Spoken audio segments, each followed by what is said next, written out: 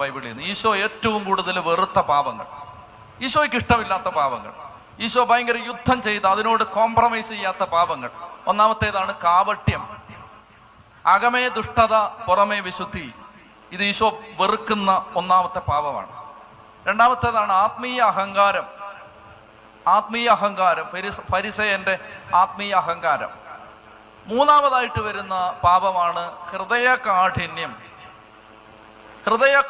അതായത് ഹൃദയം അടച്ചു വെച്ചിരിക്കും. കർത്താവിന് ഭയങ്കര പിണക്കമാണ്, ഹൃദയം അടച്ചു വെച്ചിരിക്കുകയാണ്. അതിനെക്കുറിച്ച് നമ്മൾ മർക്കോസിന്റെ സുവിശേഷത്തിൽ ഈശോ ഒരു കൈ സൂക്ഷിച്ച മനുഷ്യനെ സാപത്തിൽ സൗഖ്യമാക്കുന്ന സമയത്ത് ഈ ജനത്തിന്റെ ആ കട്ടിയുള്ള മനസ്സ് കണ്ടിട്ട് ഈശോ അവനിങ്ങനെ പറയുന്നത്, അവരുടെ ഹൃദയ കാഠിന്യം കണ്ടിട്ട് അവൻ അവരെ ക്രോധത്തോടെ നോക്കി എന്നാ പറയുന്നത്. അവരുടെ ഹൃദയ കാഠിന്യം കണ്ടിട്ട് അവൻ അവരെ ദേഷ്യപ്പെട്ട് നോക്കി, ക്രോധത്തോടെ നോക്കി.